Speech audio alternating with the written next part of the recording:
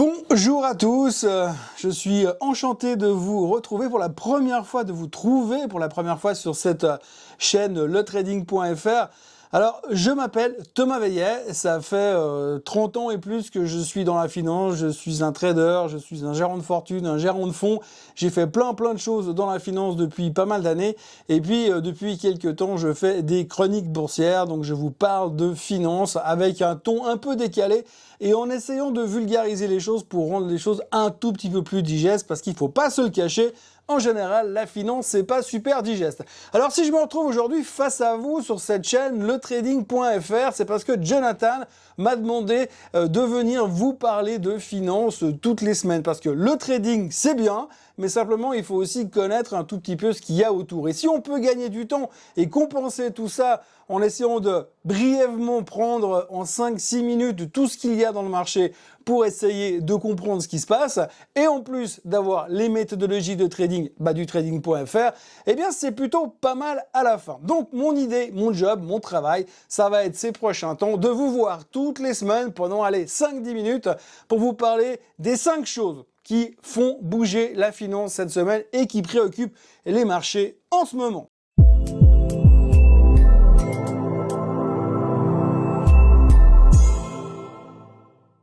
Alors la première préoccupation du moment, c'est les banques centrales, avec tout particulièrement la Banque Centrale Européenne. Eh bien oui, vous le savez tous, à partir de demain, en milieu de matinée et puis en début d'après-midi, on aura des nouvelles de la Banque Centrale Européenne. Alors on sait aujourd'hui qu'ils doivent monter les taux, on parle de 0,25, mais depuis quelques heures, on parle surtout de 0,5%. Alors ça ne devrait pas changer la face du monde, mais ça change surtout la psychologie de marché. Ça change surtout le fait que les gens aujourd'hui veulent savoir ce que va faire la Fed aux États-Unis, mais aussi ce que va faire la Banque Centrale Européenne en Europe, parce que pour l'instant, c'est une des seules banques centrales au monde qui n'a pas agi contre l'inflation et qui n'a donc pas monté les taux. Donc on s'attend avec une grosse attention à ce qu'ils vont nous faire demain. Alors aujourd'hui, on va dire que 0,5%, ça commence déjà à être dans les prix. Alors, ça peut être une mauvaise nouvelle parce qu'on sait que quand les taux montent, c'est jamais une bonne nouvelle pour les marchés financiers. Mais par contre, en même temps, ça veut dire que finalement, on agit et on est en train de lutter contre cette inflation. Et de l'autre côté, eh bien, on a la Fed qui est déjà en avance. La Fed qui va se réunir la semaine prochaine et qui va nous parler aussi de taux d'intérêt, puisque eux, ils devraient monter les taux de 0,75. C'est pas la première fois, c'est la deuxième fois qu'ils montent les taux de 0,75. On va gentiment se retrouver proche des 3% de taux d'intérêt au niveau de la Fed aux États-Unis, mais ça, c'est bien parce que finalement, c'est ce qui nous permet de croire que finalement, l'inflation est en train de faire un pic. Donc, c'est une bonne nouvelle et c'est un soulagement pour les marchés financiers. C'est pour ça que pour l'instant, on est plutôt rassuré du comportement de la Banque Centrale Européenne, mais on verra très clairement non seulement ce qu'ils vont faire, mais en plus ce que Madame Lagarde, Super Lagarde, comme on l'appelle affectueusement, va nous faire et nous déclarer ces prochaines heures. La deuxième chose dont on parle beaucoup aujourd'hui, c'est l'inflation et la récession, ou la récession et l'inflation. C'est mécanique. Si les taux montent, ça va freiner l'inflation. Mais si on monte les taux trop vite, eh bien on va déclencher une récession. Et une récession, c'est pas bon pour les marchés actions. Donc du coup, notre job, nous, en tant qu'investisseurs ou en tant que traders, c'est finalement de comprendre ce qui est en train de se passer et de se dire, est-ce que finalement la Fed est en train de monter les taux assez fort, assez vite pour freiner l'inflation, mais pas assez fort et pas assez vite pour déclencher une récession. Pour l'instant, par rapport aux données économiques que l'on a l'air de bien se comporter. L'économie a l'air de fonctionner, les salaires fonctionnent, l'emploi fonctionne, c'est même plutôt pas mal. Et donc, du coup, on est plutôt rassuré du côté récession. Quand on voit les publications trimestrielles aujourd'hui, ça a l'air d'aller. Ça a l'air d'aller, donc du coup, on se dit, c'est plutôt rassurant du côté récession et ça devrait bien se passer. Donc, on vit une période de soulagement, et d'ailleurs on le voit sur les graphiques, on le voit sur le comportement des marchés. Vous l'avez vu en salle de trading live que tous les jours finalement le marché remonte gentiment, et là pour les techniciens un peu plus basiques, eh bien on voit qu'on a repassé au-dessus de la moyenne mobile des 50 jours, ce qui est plutôt encourageant à moyen terme pour les investisseurs. Mais notre question et notre attention va continuer à être extrêmement portée sur le comportement de l'inflation qui doit absolument commencer à baisser. Aujourd'hui, on a pricé, on anticipe qu'au mois d'août, on aura enfin un signe comme quoi l'inflation ralentit. Par contre, si ce signe ne vient pas au mois d'août, j'ai peur de ce qui pourrait se passer. Le troisième point cette semaine, c'est effectivement cette moyenne mobile des 50 jours dont je viens de parler il y a à peu près 12 secondes. La moyenne mobile des 50 jours est un point important. Aux États-Unis, on la regarde beaucoup. Ça veut dire que la tendance de fond est en train de se transformer. On a eu des chiffres et des statistiques qui ont été publiées cette semaine qui montraient que ça faisait plus de 60 jours aux États-Unis qu'on était en dessous de la moyenne mobile des 50 jours. En général, quand on a ce genre de situation, qu'est-ce qui se passe? On a des espèces de faux rebonds qui se déclenchent et dans la suite des 10-15 prochains jours, après les 60 jours sous la moyenne mobile des 50 jours, on a souvent des faux signes de redémarrage. Alors, est-ce que ce qu'on est en train de vivre aujourd'hui est un faux signe de redémarrage? On ne sait pas. Ce que l'on sait surtout, c'est qu'après 60 jours sous la moyenne mobile des 50 jours, normalement, après une quinzaine de jours, eh bien, ça s'améliore, la performance des marchés nets s'améliore, et puis surtout, après 30 jours, généralement, c'est quasiment tout le temps positif. Donc, il y a un tout petit peu d'espoir de ce côté-là, et si on mélange tout ça avec la macro, ça a l'air plutôt constructif pour l'instant.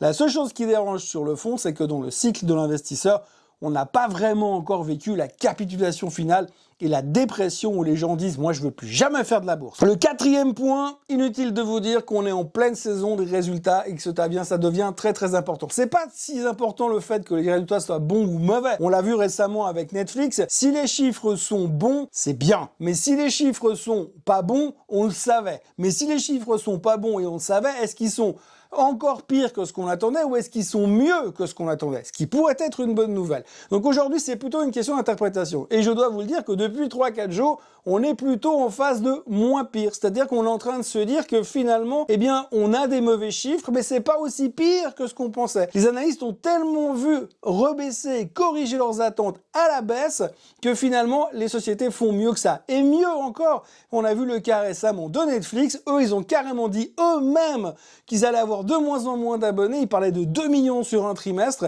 Et finalement, ils ont perdu que 970 000 abonnés. Donc, c'est une merveilleuse nouvelle. C'est une merveilleuse nouvelle qui a été déclenchée et induite par Netflix eux-mêmes. Donc aujourd'hui, cette saison des résultats sera pas tant la saison des résultats pour voir si tout va bien ou tout va mal, ce sera pour voir si c'est moins pire que prévu et surtout si les sociétés ne sont pas trop impactées par cette éventuelle peut-être récession qui se pointe à l'horizon. Aujourd'hui, il faut savoir une chose, c'est que en grosso modo, 40%, 49% et des analystes pensent qu'on va avoir une récession dans les 6 mois à venir. La Deutsche Bank nous le martèle depuis des semaines. Normalement, on a déjà pricé la récession dans les marchés, on a déjà anticipé, donc pour l'instant ça justifie presque le rebond que nous sommes en train de vivre, et donc si ça continue comme ça, c'est plutôt bien. Et la meilleure des nouvelles, c'est que finalement, il n'y a jamais de récession. Et puis la dernière chose qui nous inquiète, c'est très lié à l'inflation, bien sûr, c'est la thématique de l'énergie. Alors pas besoin de vous le répéter, de vous l'expliquer différemment. L'essence coûte de plus en plus cher. Bon, ces temps, ça va un tout petit peu mieux, il faut quand même le signaler. Mais c'est vrai qu'aujourd'hui, quand on parle futur et quand on parle avenir de l'énergie, eh bien, on se dit, on est quand même un tout petit peu dans la panade. Jusqu'à récemment, on avait très très peur de ce qui allait se passer avec le pipeline Nord Stream 1 qui est censé nous apporter du gaz à nous en Europe. Alors forcément, c'est pas simple et on est très inquiet par rapport à ça. Pour l'instant, il semblerait que Monsieur Poutine ne veut pas essayer de nous tenir le couteau sous la gorge pour nous menacer par rapport aux sanctions et nous couper le gaz, puisqu'apparemment, normalement, le jeudi 21 juillet, les exportations de gaz devraient reprendre, donc ça c'est une bonne nouvelle également. Au niveau du reste, eh bien, le baril, on attend de voir ce qui va se passer, puisque le baril, on sait qu'aujourd'hui la demande est toujours relativement élevée, mais on a peur d'une récession. Si on a une récession, ça veut dire qu'il va y avoir une destruction de la demande et donc du coup le baril va continuer à baisser. Par contre, si récession il n'y a pas, ça voudrait dire que la demande reste très très forte. N'oublions pas non plus que les infrastructures sont vieillissantes au niveau des derricks et des systèmes d'extraction et qu'aujourd'hui personne a envie d'investir dans les systèmes d'extraction. Pourquoi? Parce que c'est pas EIG, parce que c'est pas de l'investissement clean. Donc on ne fait pas, on n'a plus assez et on peut pas extraire assez. Mais si on n'arrive pas à extraire assez et que la demande continue de monter parce qu'il n'y a pas de destruction de la demande, parce qu'il n'y a pas de récession, le pétrole va remonter. Et aujourd'hui, même si vous trouvez que c'est cher de payer 2,20 votre litre d'essence, eh bien, ça risque de ne pas être terminé. Alors, les gens sont partagés aujourd'hui, puisque vous avez le camp des ultra bullish qui pensent qu'on va forcément à 180, et vous avez le camp des ultra bearish qui pensent qu'on va forcément à 40 €. Et ça, c'est à 40 $, pardon, c'est plutôt les politiciens qui pensent qu'on va à 40 $. Mais globalement, si vous aviez interrogé le monde merveilleux de l'investissement il y a encore un mois en arrière, le 15 juin pour être précis, 100% des gagnants auraient tenté leur chance en vous disant le pétrole il va au moins à 180 $. Depuis, on a perdu 30%. Donc évidemment, comme tout dans la finance, quand c'est évident, eh ben c'est souvent évidemment faux. Voilà ce qu'on pouvait dire sur cette semaine sur les marchés financiers, voilà ce qu'il fallait retenir, voilà ce qui est important, il y a encore plein de choses autour de ça, mais je peux pas passer non plus 4 heures à vous en parler, mais les 5 choses à retenir, c'était donc celles dont je viens vous parler. En ce qui me concerne, je vous retrouve la semaine prochaine pour un nouveau point sur les 5 choses importantes, pour un nouveau point sur les marchés. D'ici là, excellent trading, je vous laisse retourner en salle live avec Jonathan parce qu'il y a aussi de l'argent à faire et à boucler les budgets pour le mois. Passez une excellente semaine et je vous retrouve très bientôt. Bye bye!